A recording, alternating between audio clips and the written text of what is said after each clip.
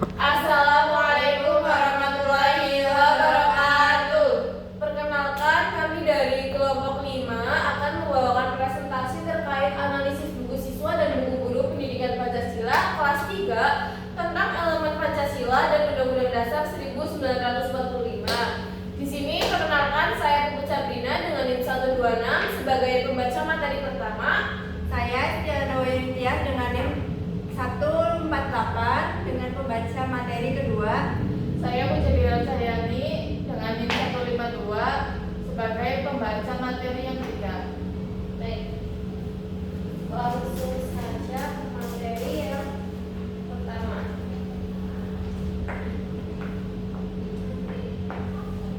Nah, yang pertama yaitu ada terkait capaian pembelajaran. Di sini ada beberapa poin capaian pembelajaran yang kita analisis, yaitu yang pertama ada peserta didik mampu menunjukkan makna sila-sila Pancasila dan penerapannya dalam kehidupan sehari-hari mereka.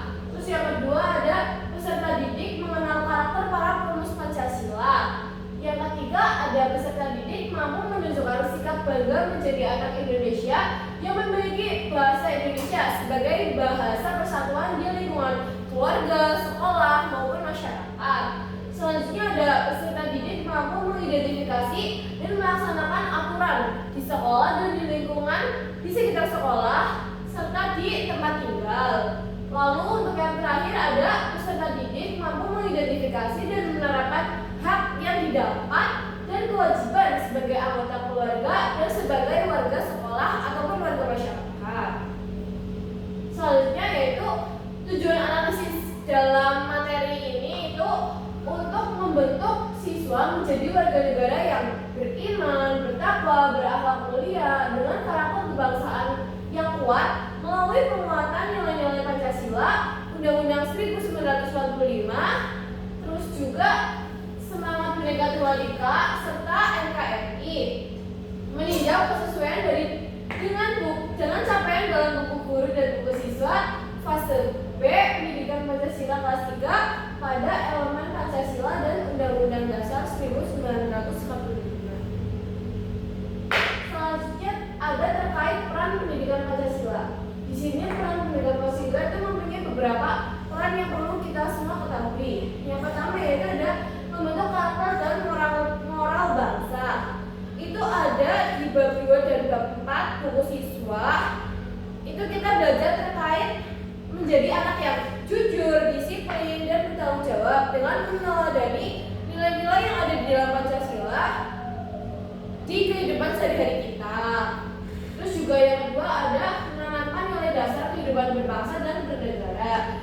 Di situ terdapat pada bab 2 buku siswa tentang pentingnya mematuhi aturan dan melaksanakan hak serta kewajiban. Sedangkan di bab 4 kita mengenalkan makna sila-sila Pancasila sebagai pedoman hidup dan bernegara. Selanjutnya yaitu poin ketiga, membangun kesadaran sebagai warga negara. Di kedua bab ini itu kita belajar tentang cara menumbuhkan kesadaran bahwa setiap warga negara memiliki tanggung jawab menjaga ketertiban, persatuan, dan juga cinta tanah air. Selanjutnya poin keempat yaitu ada mendorong sikap toleransi dan persatuan. Di bab 4 buku siswa kita belajar terkait meneladani sikap para perumus Pancasila seperti Muhammad Yamin, Muhammad Hatta, dan juga Soekarno.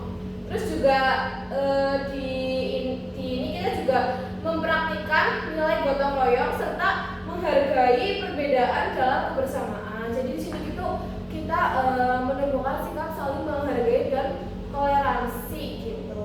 Selanjutnya ada poin kelima, menumbuhkan profil pelajar Pancasila melalui beberapa kegiatan yang ada di kedua bab ini, kedua bab 2 dan bab 4 dalam buku siswa. Itu kita dibimbing untuk menjadi pelajar yang beriman, mandiri, bergotong royong, bernalar kritis, kreatif, dan berkebinekaan global. Selanjutnya terakhir yaitu sebagai landasan pembentukan generasi bermoral di era digital. Di sini pendidikan Pancasila dari bab 2 maupun bab 4 itu mengajarkan kita untuk membentuk bijak dalam bersikap, dan menggunakan teknologi dengan tanggung jawab. Terus selanjutnya yaitu ada kita masuk ke dalam analisis buku guru dan buku siswa. Yaitu untuk yang pertama yaitu ada elemen Pancasila. Capaian pembelajaran yang kita temukan yaitu mengidentifikasi makna sila-sila Pancasila dan penerapannya dalam kehidupan sehari-hari, mengenal karakter para perumus Pancasila, menunjukkan sikap bangga menjadi anak Indonesia yang memiliki bahasa Indonesia sebagai bahasa persatuan di lingkungan sekitar.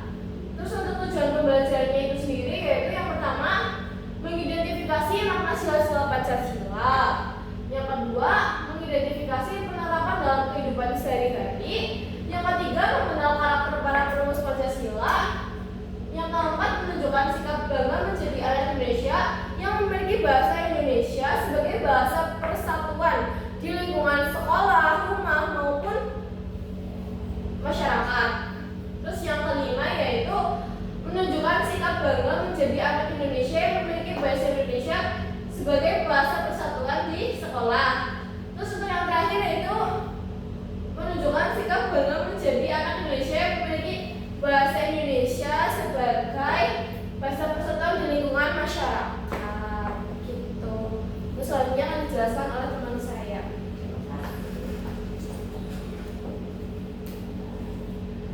Selanjutnya ada analisis materi pendidikan Pancasila pada elemen Pancasila, yaitu yang pertama materi pada elemen Pancasila itu sudah sesuai dengan capaian pembelajaran yang ada yang diberikan. Yang kedua, namun pada materi tokoh perumus Pancasila itu di dalam buku siswa itu masih kurang karena baru dijelaskan dua tokoh yaitu Soekarno dan Muhammad Hatta. Muhammad Yamin belum ada. Terus yang ketiga, dalam buku siswa itu bagian tentang tokoh perumus Pancasila itu lebih diperkuat lagi dengan cerita ringan agar siswa itu dapat mengenal bahwa nilai itu tidak muncul begitu saja, melainkan melalui proses. Terus selanjutnya ada bunyi dan simbol Pancasila.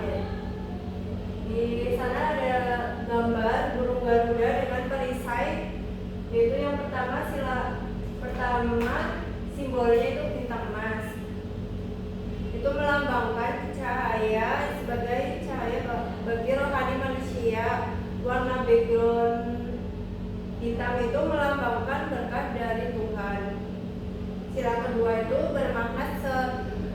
bermakna saling tolong menolong. Tali rantai yang terdapat dalam sila kedua berjumlah 17, di mana tali rantai yang berbentuk lingkaran itu melambangkan perempuan dan yang berbentuk kotak itu melambangkan laki-laki.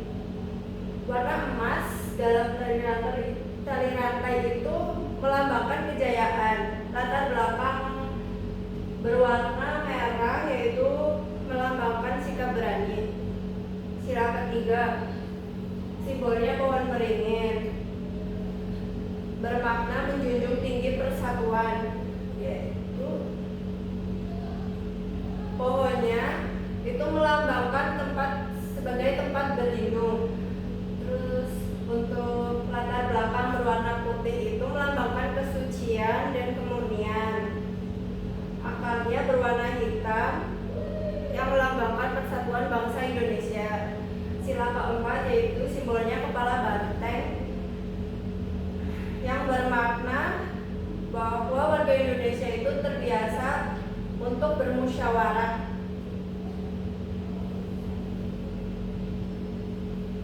Kepala banteng itu melambangkan bangsa Indonesia suka berkumpul dan menyelesaikan masalah dengan cara bermusyawarah. Terus latar belakang yang berwarna merah itu menunjukkan sikap keberanian bangsa Indonesia. Dan sila kelima, kapas, simbolnya kapas dan padi, bermakna seluruh rakyat Indonesia itu terpenuhi secara adil. Padi itu melambangkan bahan pangan utama masyarakat Indonesia, dan kapas itu melambangkan sandang atau bahan pakaian masyarakat Indonesia. latar belakang dari sila kelima itu berwarna putih yang berarti melambangkan kesucian. Selanjutnya ada makna simbol Pancasila, yaitu ada dua, di lingkungan keluarga dan lingkungan sekolah. Berikut contohnya gambar keluarga yang sedang membersihkan ruangan, saling bergotong royong, tolong menolong. Yang selanjutnya di sekolah itu mereka sedang menyanyikan lagu Garuda Pancasila. Selanjutnya ada tokoh perumus Pancasila. Tokoh perumus Pancasila itu ada 9, namun di buku siswa itu cuma terdapat 2. Jadi di sini kami menambahkan biodata dari Muhammad Yamin karena belum ada di dalam buku siswa. Itu Muhammad Yamin itu lahir di Talawi, Sumatera Barat pada 23 Agustus 1903. Dia dikenal sebagai sastrawan, budayawan, politikus, dan ahli hukum.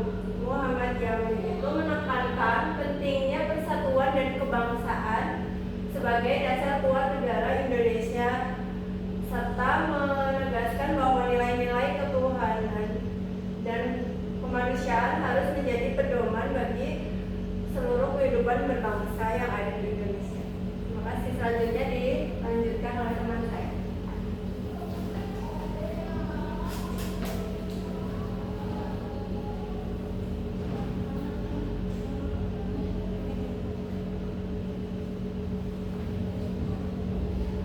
Selanjutnya, elemen Undang-Undang Dasar 1945.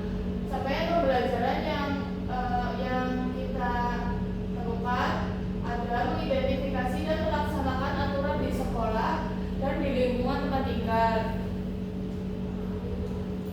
dan mengidentifikasi dan menerapkan hak yang didapat dan kewajiban sebagai anggota keluarga dan sebagai warga sekolah.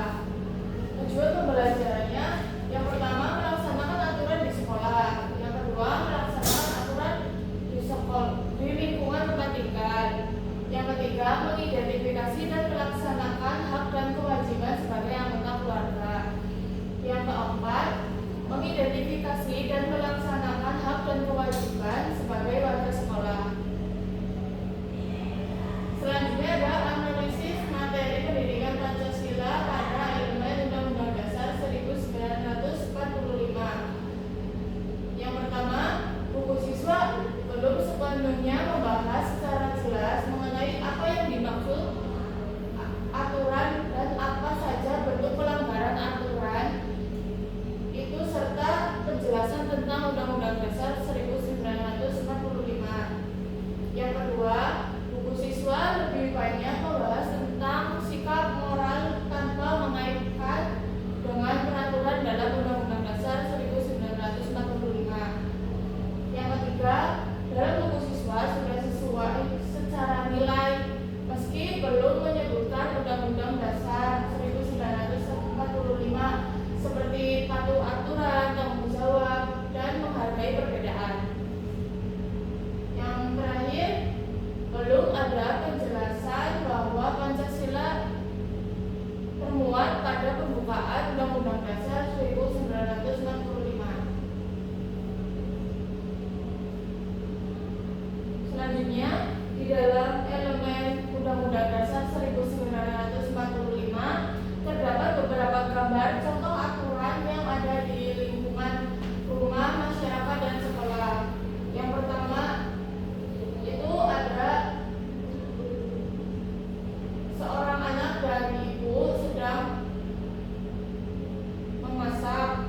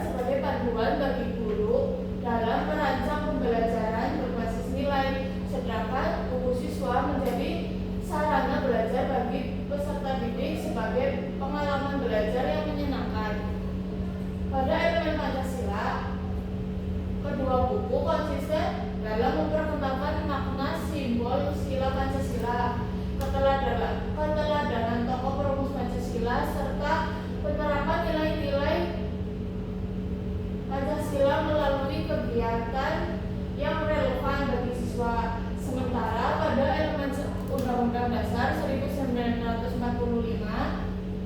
buku guru dan buku siswa menekankan pentingnya pengenalan aturan, hak, kewajiban, serta pelanggaran sebagai pembentukan disiplin sosial. Nah, melalui kegiatan musyawarah seperti pembuatan aturan kelas, siswa diajak untuk memahami bahwa aturan bukan hanya sekadar larangan,